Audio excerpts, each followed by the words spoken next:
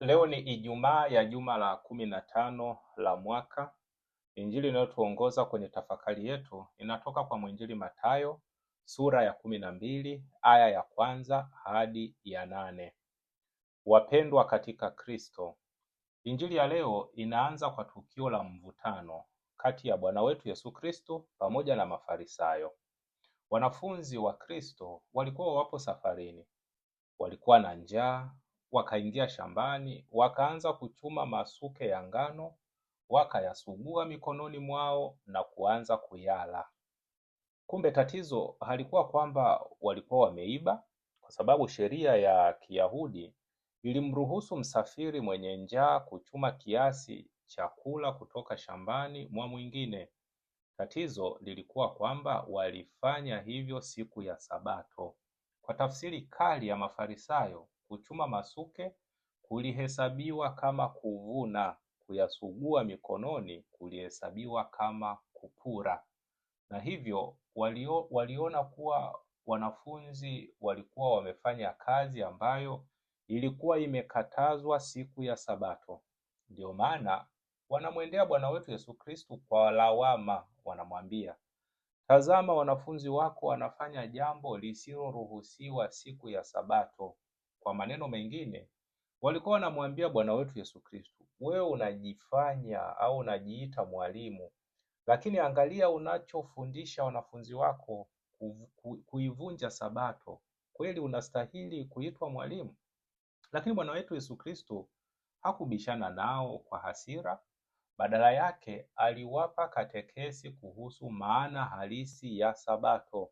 Aliwakumbusha kuhusu Mfalme Daudi alivyokula mikate ya sadaka alipokuwa na njaa. Akawakumbusha pia kwamba makuhani walifanya kazi nyingi hekaluni siku ya Sabato, lakini hawakuhesabiwa kuwa wamekosa.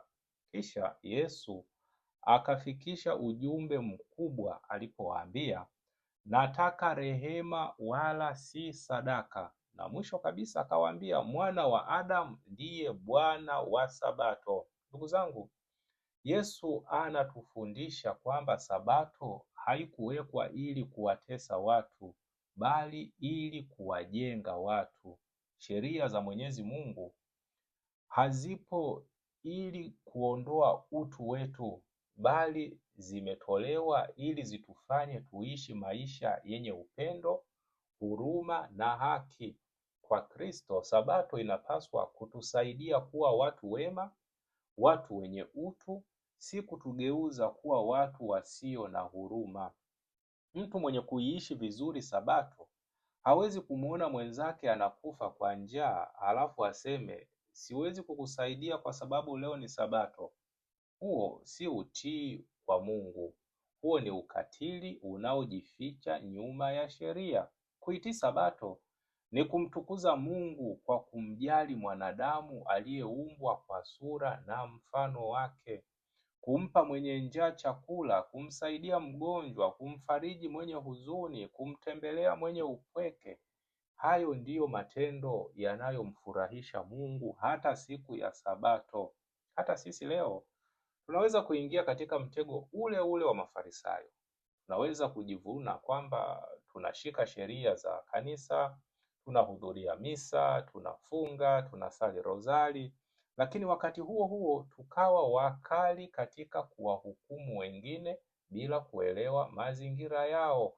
Yesu anatukumbusha kwamba kuzitii amri za Mungu kunahitaji pia busara.